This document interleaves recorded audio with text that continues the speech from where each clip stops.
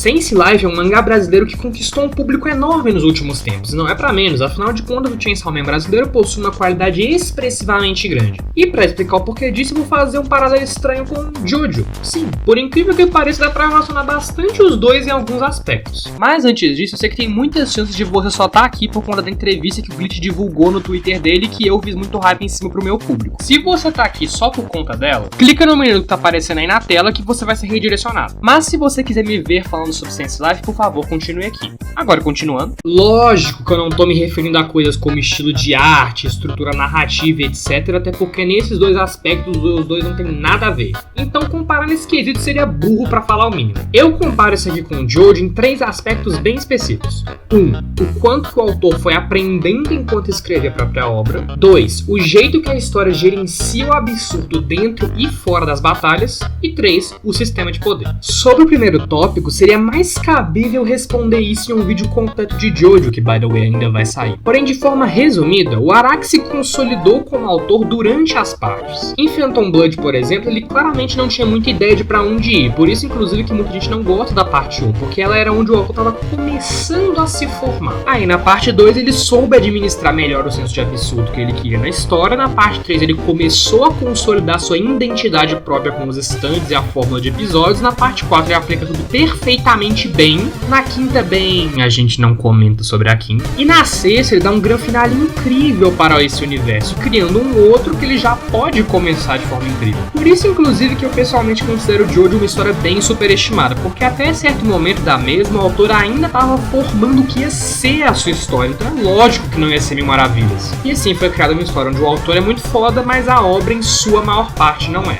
Tá, mas onde isso se aplica em Sense Life? Bom, eu não julgo que em algum ponto essa obra não foi boa, mas saca só, isso aqui é um painel do capítulo 1. E isso aqui é o painel do capítulo 11. Perceberam a diferença? Parte do motivo disso é que como o Glitch faz tudo sozinho, cada capítulo leva uma vida pra lançar. Então durante todo o tempo que ele passou desenhando, é claro como o tanto que ele aprendeu, principalmente na questão de arte. Os combates também ficaram bem melhores na minha opinião. A história que sempre foi boa caminhou pra uma linha perfeita, no caso não só de mostrar uma caçada simples contra o grande vilão, no caso Salazar, mas também de mostrar como cada personagem chegou aonde chegou. E mesmo que por enquanto a gente ainda esteja mais ou menos no arco do Caleb, eles nunca deixaram de dar atenção pro Noah, sempre fomentando um mistério muito foda em cima de seu passado e da sua busca sobre o sentido da vida, todos esses representados perfeitamente por esse painel aqui. Mas agora indo pra segunda parte, ela por incrível que pareça vai de encontro com o vídeo de Dandadan que eu fiz, inclusive assistir ele lá que ficou muito foda. Já que Jojo meio que fez isso muito tempo atrás. Se baseou menos em passar modelos de inspiração e mais em ser mórbido e pesado ou ridiculamente cômico. E bem, Sense Life as duas coisas.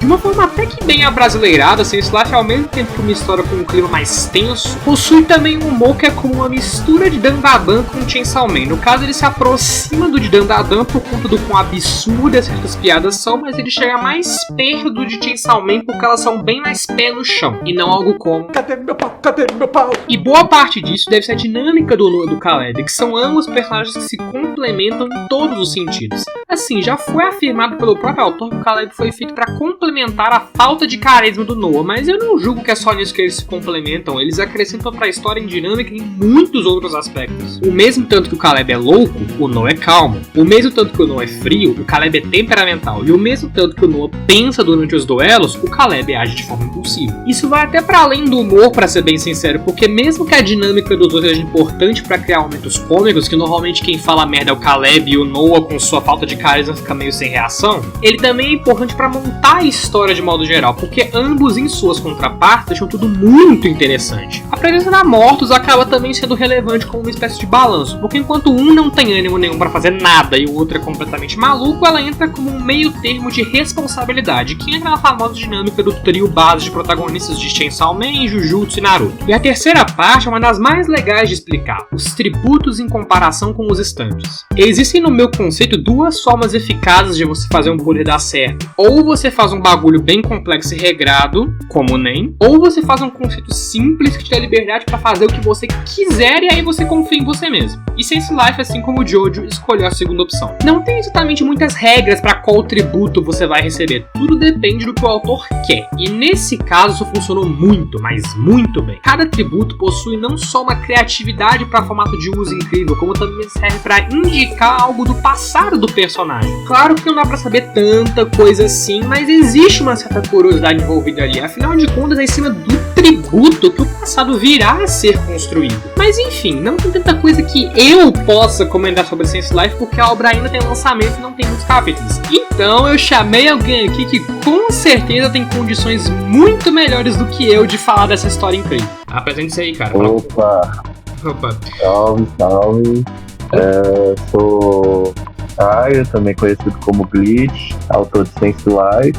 Faço uns quadrinhos nas horas vagas e é isso. Primeira pergunta. Eu já observei bastante que a sua obra ela foi muito comparada com o Chainsaw Man, inclusive por um vídeo do Narrativando onde ele fala, tipo, será mesmo que é o Chainsaw Man brasileiro?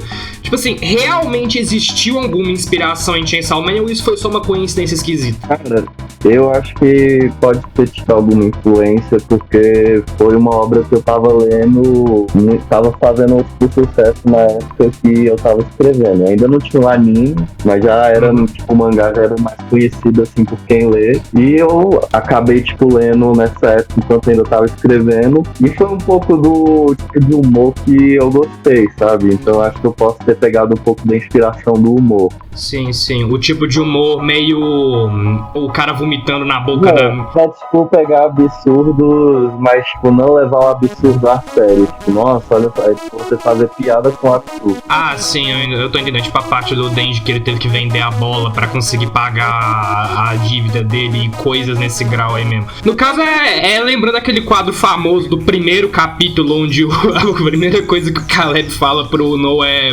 você comeu o meu cu. Sim. Principalmente o primeiro capítulo, ele é recheado de frases assim.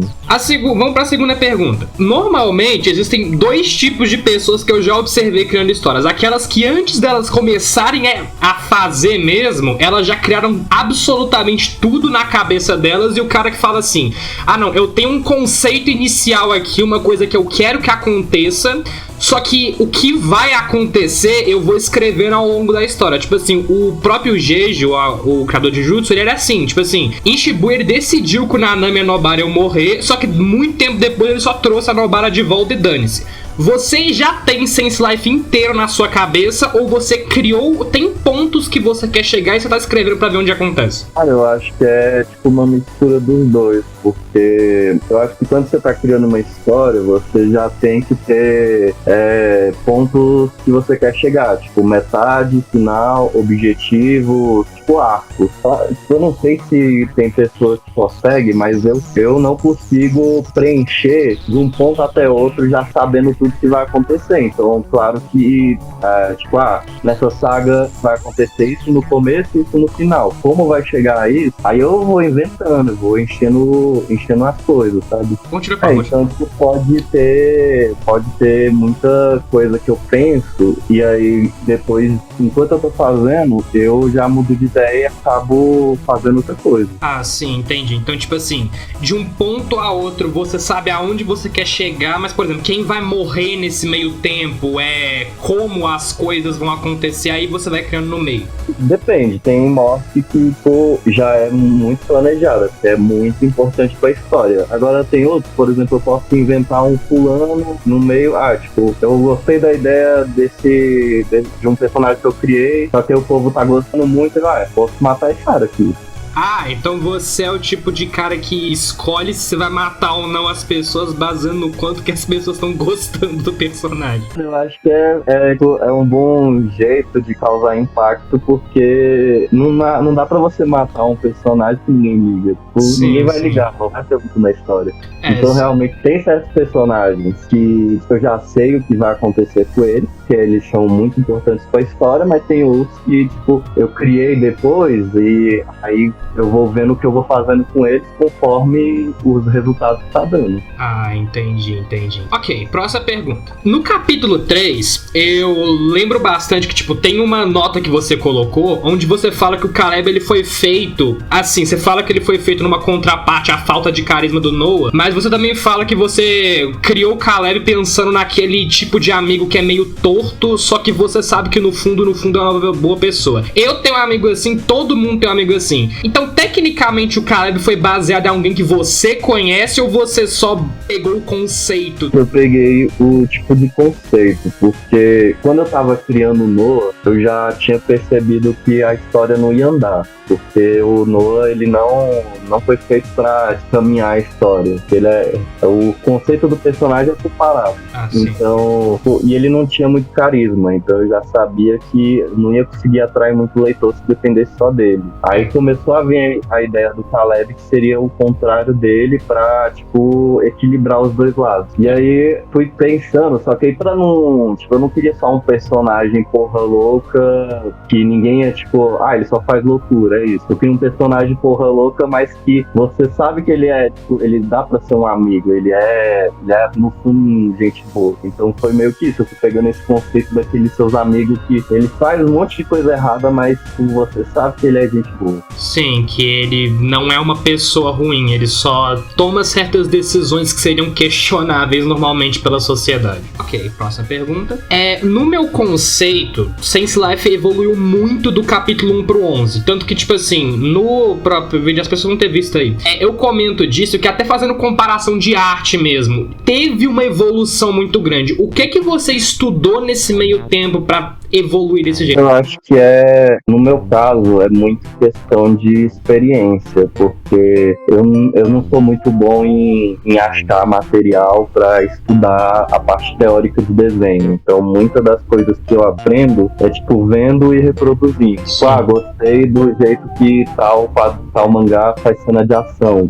Como é que ele faz, o que ele tá fazendo que eu gosto. Aí eu vou analisando, vou tentando copiar, e aí, tipo, a parte de desenho dos personagens, eu acho que eu evolui, porque quanto mais você vai desenhando um certo personagem, meio que vai moldando ele, e você vai tendo uma facilidade para desenhar ele. Então, no primeiro capítulo, foi a primeira vez que eu tava desenhando eles, então vai sair meio torto, meio errado, porque eu ainda não tô me baseando no primeiro desenho que eu fiz. Mas conforme você vai fazendo todo dia os mesmos personagens, você vai, tipo, já pegando manualmente como fazer eles. Vai saindo muito natural, já. Tá, então você é uma pessoa meio visual, você foi captando das coisas que você ia lendo à medida que o tempo foi passando. Sim. Tá, entendi. Normalmente, assim, muito mangaka, eles publicam isso depois, inclusive, como material extra.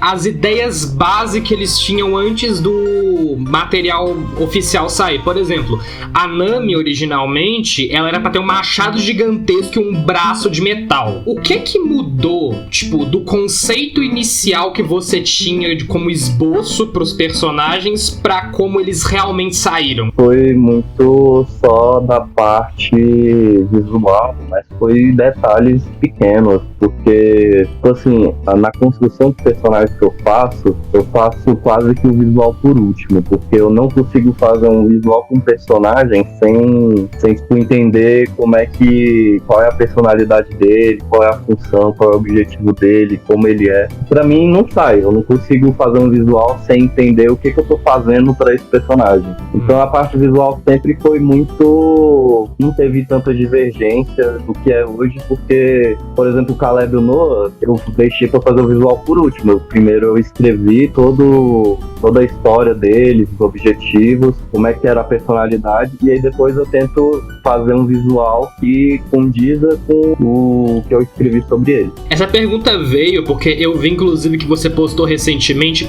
Eu esqueci, qual que é o nome do terceiro, da terceira mesmo, porque tem sim, Amorphous. Então, Amorphous, eu vi que você postou no Twitter que ela inicialmente ia nascer ela ia, tipo, renascer do corpo dela, tipo, ela não ia renascer como zumbi. Aí veio esse tópico de pergunta, porque se bobear alguns outros conceitos teriam sido mudados. Isso é uma coisa que acontece com frequência. É porque a Mortus, como eu falei, muitas vezes eu penso primeiro no tributo, eu fico pensando em tributos aleatórios. Aí se eu gosto, eu tento encaixar em algum personagem. Aí eu crio o personagem, crio a história, como ele ganhou esse tributo, e aí depois eu faço o visual. Aí na questão da Mortus, até a parte visual, eu tinha decidido essa questão de ela sair do cadáver. Só que aí quando eu parei pra pensar mais nela dentro da história, nela lutando, eu falei, pô, não vai fazer muito sentido, porque tipo, aí ela sai do cadáver, aí o cara vai lá e mata ela de novo. Aí ela sai do cadáver, o cara vai lá e mata ela de novo. Eu falei, não vai dar muito certo. Talvez se ela for zumbi, aí ela dá, tipo, ela tem um tempo de voltar a ser normal de novo, então ela ainda consegue, tipo, lutar com o cara, tentar achar um jeito de resolver a coisa antes de voltar ao normal. Sim, que aí é quando ela toma os muitos tiros e ela continua andando como se fosse normal, como se nada tivesse acontecendo. Sim, porque se fosse do outro jeito, tipo, era só o cara ficar parado esperando ela sair e matava de novo, aí matava de novo. Inclusive, isso entra pra próxima pergunta que tem a ver. De onde que você pensou na ideia dos tributos? Tipo, esse sistema de poder, ele veio de onde? Acho que veio muito ligado já à história, porque eu tava querendo... A história é sobre o Noah encontrar o sentido da vida. Aí eu queria colocar um sistema de poder. E aí quando eu tava pensando, eu queria fazer um sistema, ou pelo menos um tipo de poder que tivesse relação com esse tema. E aí eu pensei, pô, um poder que ele tem relação já com o passado do personagem. Eu já posso, tipo, engajar no passado dele, só mostrando o poder, que a pessoa ela vai meio que ter uma ideia de como é o passado dele, ou então alguma coisa assim. Inclusive, ainda nos tributos, hoje em dia tem tributos e dívidas, que são os dois jeitos de você conseguir poderes, e as dívidas, pelo que deu pra entender, são mais maldições do que poderes efetivamente. Tem um terceiro meio de ganhar poder, eu não quero que você fale qual é, mas existe uma terceira via de se receber poder nesse mundo? Não. Eu gosto de fazer, tipo, coisa bem fechadinha. Eu não gosto muito de... Tipo, na hora que eu pensei em tributo, eu já pensei na dívida também, que é meio que parecido com o tributo, mas é a contraparte. Mas aí eu não quis inventar outro tipo de poder, porque eu não gosto de me perder muito na essência. Então, o sistema de poder principal da obra é só tributo. Sim, tributo e dívida apenas. Outra coisa, o Caleb, ele fala no capítulo 2 que, tecnicamente, se fosse tão simples assim conseguir um tributo como, tipo, um ente querido seu morreu e trouxe pra você um desejo dele, em 20 anos, metade da população mundial inteira ia ter tributo. Tem outro critério pra conseguir um tributo que você ainda não apresentou pra gente? Porque falaram depois de um tempo que fazem milênios que existem tributos. Como é que eu posso explicar? Na minha visão, se tributos fossem tipo, reais, mesmo que os critérios sejam só esses, é tipo, conforme a gente tá evoluindo, a população e a sociedade está aumentando, a porcentagem, as estatísticas também vão aumentando. Então, mesmo que antigamente tivesse milhões de pessoas, tem que ser exatamente condizente com todos os critérios para acontecer. E aí, conforme agora a gente tem muito mais pessoas, estatística de vida e o aumento da população, então também é um aumento muito maior da porcentagem de acontecer. Por isso que hoje em dia seria muito mais provável de ter do que antigamente. Antigamente era muito raro. Ok, faz sentido. A história, como você mesmo disse, é sobre o Noah encontrar o sentido da vida. Você sabe na sua cabeça qual o sentido da vida ele vai encontrar? Sim. Você já tem isso marcado na sua mente desde que você começou a criar a história? Sim, uma das minhas maiores preocupações foi a resposta para isso e o final da história. Ah, então você já sabe como é que a história vai terminar. Sim. Ok, perfeito. Essa é uma pergunta aqui que vai um pouco... É dos capítulos recentes, onde tem a cena lá do Noah e do Caleb lutando contra 1 milhão de gente que atacou eles por causa do carro. Tem um diálogo que o Noah e o Caleb, eles conversam, que o Noah fala que a única vez que ele deixou as roupas dele sujas foi quando ele tentou morrer de fome.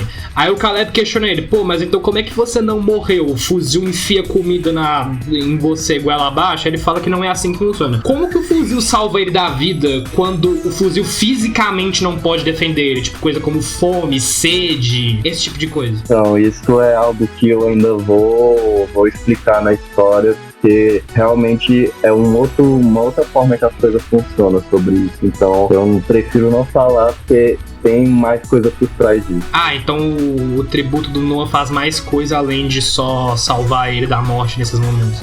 Mais ou menos isso. Ok, dá pra entender. E a outra pergunta é essa aqui, pra dar uma finalizadinha. Como que você define o próximo capítulo de Sense Life? Tipo, dando com uma palavra só, tipo, fala algo que as pessoas poderiam esperar dele, porque o capítulo 11 acabou de um jeito muito foda, inclusive, que foi o Caleb lutando contra o amigo dele aparentemente estava com muita raiva dele, de tudo que aconteceu lá. Como é que você definiria o próximo capítulo? Cara, eu acho que se fosse pra definir em uma palavra, seria raiva. Raiva. A raiva do amigo do Caleb. Não raiva. Hype? De empolgação, a pessoa ficar empolgada pra continuar. Bem, foi isso.